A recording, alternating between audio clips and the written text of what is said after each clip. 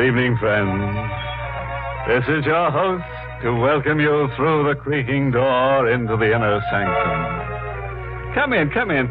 I just came in from a bang-up fashion show. Styles guaranteed to kill you. See them and you'll never forget them. You'll talk about them day and night, man. Oh, they're wonderful. For instance, one bold fellow wore his head at a slant. Another parked his face on the piano before modeling. Said his face always stole the show. A third wild man, displaying the newest in zombie zoot suits, got into his trousers by pulling them over his head. Poor chap strangled to death. But nobody minded. No, they couldn't if they wanted to. In order to mind, you've got to have one.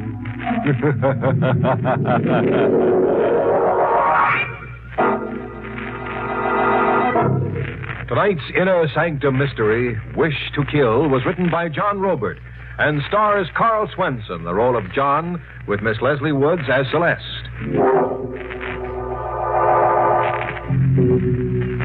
Okay. Get your forks ready. Your pitchforks, that is. Have you ever wished for someone's death? Lacking the nerve to kill, you wished it with every ounce of you. And dreamed it, too. A dream such as this.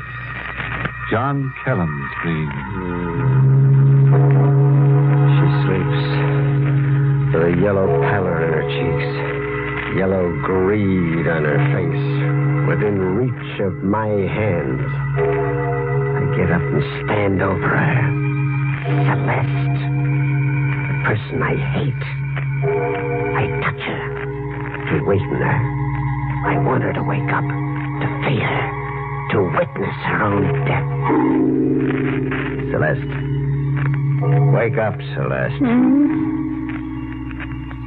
John? You look at me as if I'm a stranger. Well, your face, it's... John, what are you up to? This. A knife. To cut the knot that binds... John, you're insane. To cut it. John, no!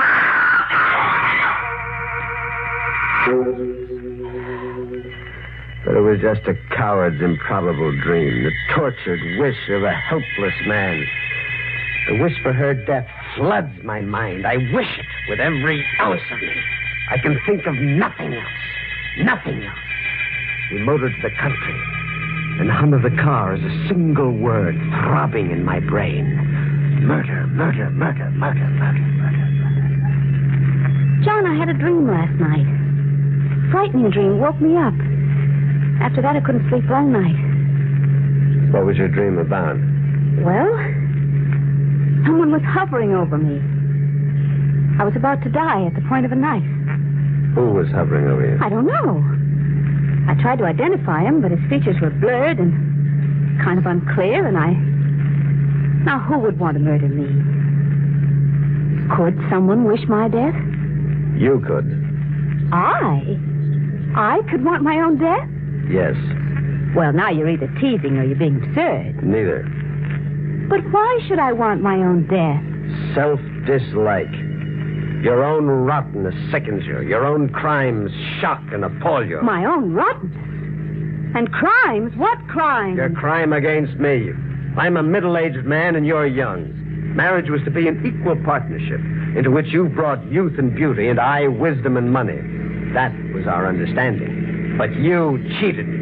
You brought nothing to me. You made a joke of my wisdom. You want only my money. The wish to kill was pushing me relentlessly now. Pushing me. Just where are we driving, John? Do you know that we lost the highway at least 3 miles back? The throb in my brain was a fever. Murder, murder, murder, murder, murder, murder. My hand found a car tool. It was there conveniently behind me as if I'd planned it to be there like that. Why are we stopping? To settle something forever. Now get out. A tire wrench. Oh, John, you wouldn't dare. Get out. But Walk into the pine grove in front of me. It's useless to run or scream. There's no place to run to and nobody to hear you scream. I didn't choose this spot accidentally. Obviously not. And I didn't just come along with you idly either, John. You didn't just come along. Well, look. See for yourself. You're armed. And I'm an expert shot. Off my hand! You're not hurt. I shot at your tire wrench just to disarm you. You're not much of a killer this time either, are you, John? This time? That dream that awakened me last night. I woke up to find a knife on the bed covering. A knife, John. As if a killer had lost his nerve at the last moment. You're going to expose me? And how I am. The minute we get back to town, I'm going to tell the world that you're criminally insane. And I will see to it that you're put where you belong. In an asylum. I sprung my own trap. And then suddenly it happened. My wish that she die then, right before me, produced its agent. A man appeared, an armed bandit, came out of the pine grove, as if I had willed him. John. Okay, lady, get those rocks off your fingers and climb out of that fur coat. You, mister, pass me your wallet. He hadn't seen Celeste's gun, hidden in the folds of her coat as she removed it slowly. Not expecting it, the robber hadn't seen it. I watched Celeste, tense, gathering courage. My coat? Here. Why, you... Oh, John! Celeste! Her shot had gone wild, but not the bandit. Celeste was on the ground, a shadowed figure, still as death, in the first gloom of twilight. That crazy dame pulling a gun on me like that? Was she so quiet, so dead? Yeah, bullseye for me. Now pull those rings off her fingers and give them to me. Come on, don't stand around staring at me. I wished you, and you came agent to my wish. I murdered Celeste through you. Okay, so you wished. Now grab a hold and help me dump our victim. We carried her into the pine grove. The bandit led the way, surely as if following a prearranged blueprint in his mind. And we stopped at a pond. We almost walked into it when he ordered a halt. Far enough. We'll give your missus a whole lily pond all to herself. We held her so solemnly for an instant.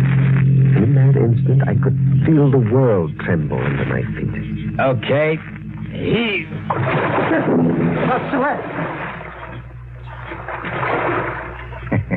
You're divorced now, mister.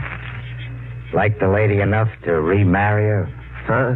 I don't understand. You better like her enough to, seeing that you're about to join up with her for good. You're going to murder me?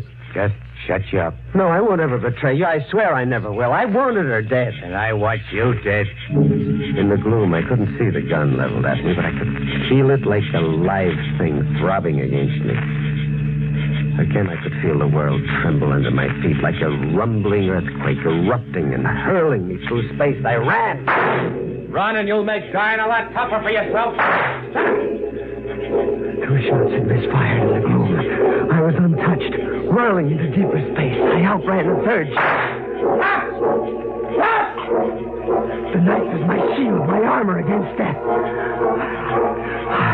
I lay face downward in the pine bed while time stopped, listening to the bandit firing random shots into the woods as he slowly gave up the pursuit.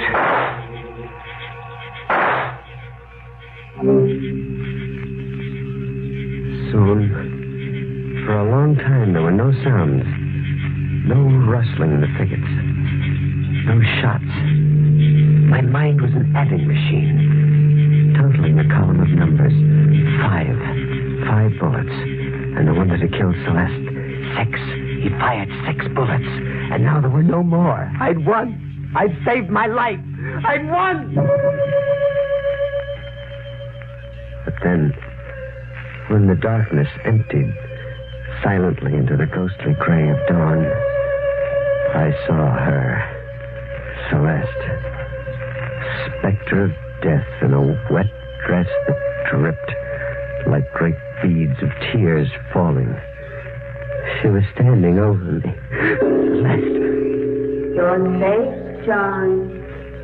He's gone away. You don't have to hide anymore. We can go home now. We? You say we? We can go home now. No. No, not together. Never together anymore. Come, John. Never together. Never anymore. Come, John.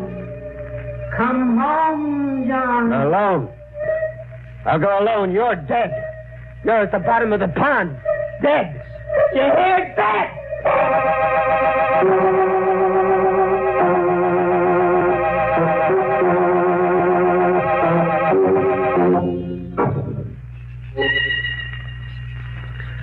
I left the pine woods and went home alone. The imagination plays tricks. Celeste was dead forever in a watery grave, but the imagination plays tricks. Entering my house in the white glare of a new day, there were sounds in the living room, familiar morning sounds. Radio music from Celeste's favorite station, the station she tuned in while she had her breakfast. I'd been gone all night. Who had tuned in that program? And then another thing. Swimming in my vision, catching at my throat. A coat flung carelessly over a chair. Celeste's coat. The mink she'd worn to her murder. And then in the kitchen, one more thing. A coffee pot on a lighted stove, hissing. The doorbell. The back door to the yard. Mrs. Oglesby.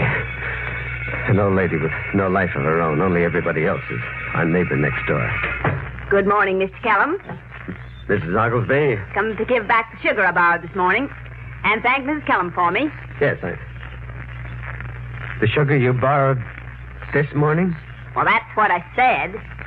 Borrowed from whom? Miss Kellum, of course. Now, ain't that a peculiar question? You're certain you borrowed it this morning? I am. Are you trying to mix me up now? You're an elderly woman. You do nothing but stare out of windows and live other people's lives. You have no life, no sense of time. Today could be yesterday, and yesterday could be last week or last month. Now get out of here with your old wives' tale. Well, I never... She scurried off. And then staring after her into the yard, something suddenly held me. A clothesline awash. And there in the center of the line, limp and dripping great beads of tears as I'd seen it standing over me in the pine woods, was the dress, red silk with gold brocade, the same dress Celeste had been murdered in, and her body cast into the lily pond.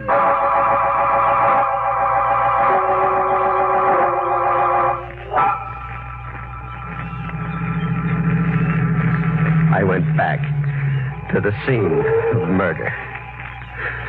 At the scene, there was a sign that I hadn't noticed yesterday.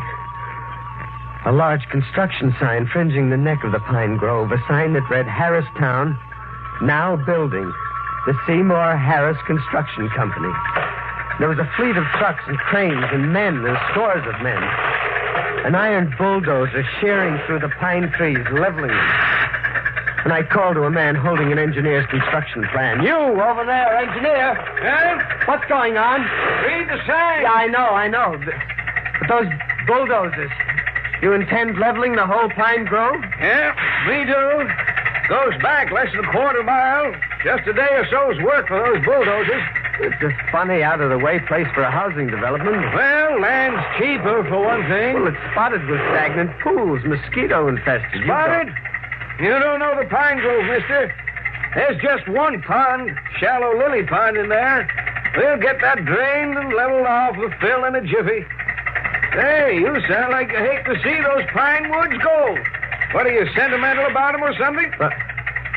Yes, I'm sentimental. Drained in a jiffy. Machines were going to dry up the lily pond and expose a corpse. At nightfall, when the bulldozers sat quietly like great iron ghosts and the men were gone, I stole into the pine grove to grapple for Celeste. Shallow, the engineer said. Well, it was. The reeking pond left its filmy waist just below my shoulder. I covered the bottom inch for inch, and then over again, waiting for the numbing moment of horror when death and my bare feet would touch. Inch for inch, slowly, lengthwise, and across, hour on hour. The numbing moment of horror never came. My feet didn't touch death. Celeste wasn't there. Celeste wasn't underfoot. But standing over me on the bank with the moon lighting one half of her face. Specter of death in a wet dress that clung tightly. The dress, red silk and gold brocade. The dress that hung limply from the yard clothesline. You don't need to look anymore, John. Are you dead, Celeste? You don't need to look anymore. We can go home now. Celeste, please, while I have a shred of sanity. We can go home now. Are you dead? Are you dead? Come, John. We can go home now. Come, Celeste! Celeste!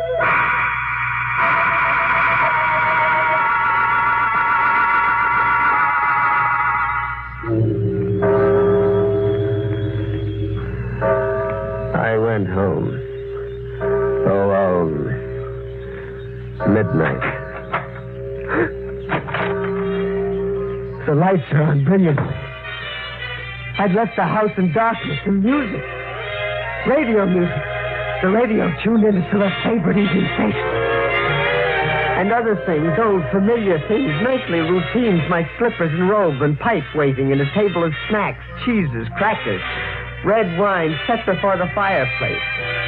Our nightly ritual, a midnight snack with a fire going. With the fire going? Fire wasn't going.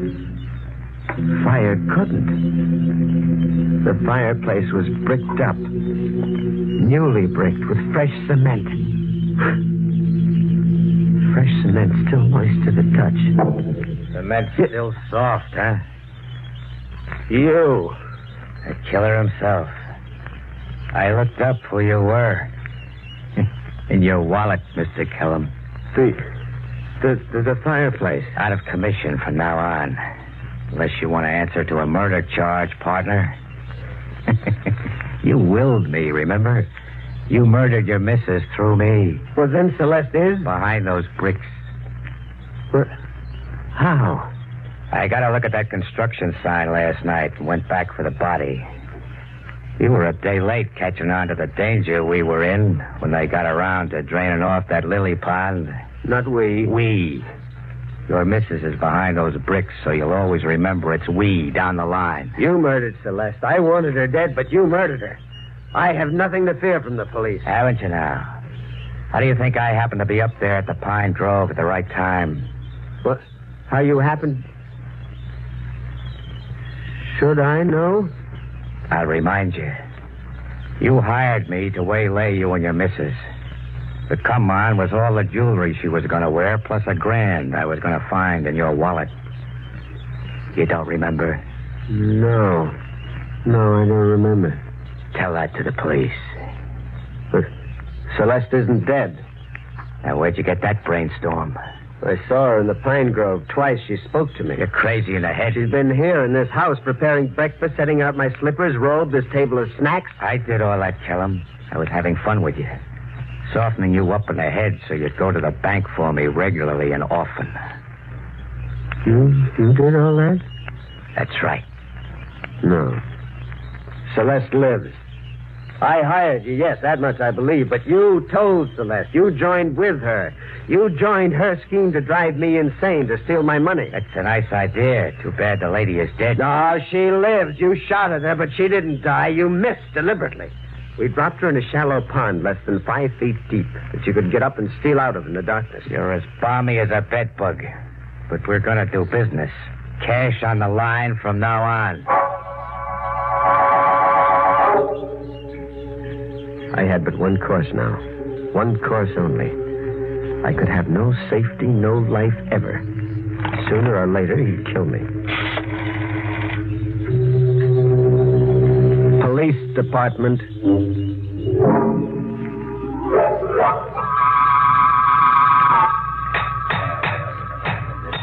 Kellum, you listening to me? What, Sergeant? You were smart about one thing. Smarter? About what? Hurry up there, man. You're not pulling down the Chinese wall. It's only a fireplace. About that hood and your wife working together. You hired the gunman, all right. And then he made a quiet deal with your wife. But, there's always a but. But what? Your wife got scared of her own scheme. With the gunman dominating the picture, it was getting out of control. Mrs. Kellum suddenly wanted to get out from under. Huh? Well, how can you know that she wanted to get out?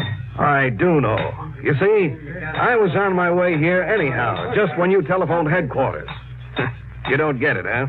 No. Your wife phoned in a complaint. She was on the phone with me personally not an hour ago. You tried to murder her, she swore, twice. Then Celeste is alive? That's no surprise to you. From what you told me, she's practically been keeping house for you, same as always. Sure, she's alive. Okay there, fellas. Okay, Sergeant, we got it open. Come on. Come take a look at nothing. At nothing, Sergeant? Celeste. Hey, what are you trying to... Well, knock me down.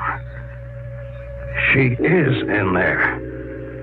A woman that phoned me only an hour ago was sealed up in a fireplace all that time.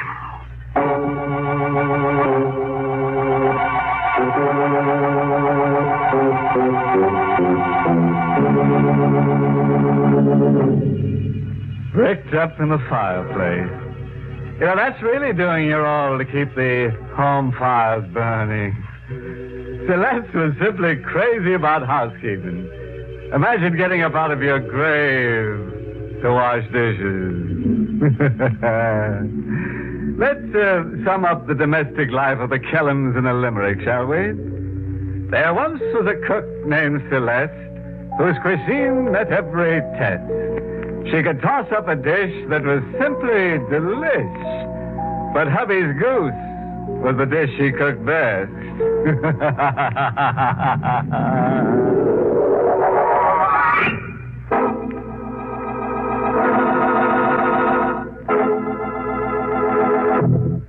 Good night.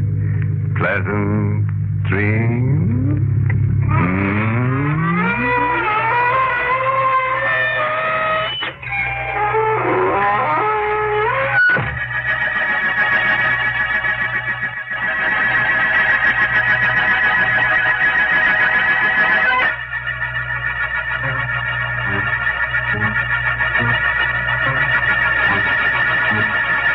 Sanctum was heard in the United States over CBS, the Columbia Broadcasting System, and has been rebroadcast for servicemen and women overseas. This is the United States Armed Forces Radio Service, the voice of information and education.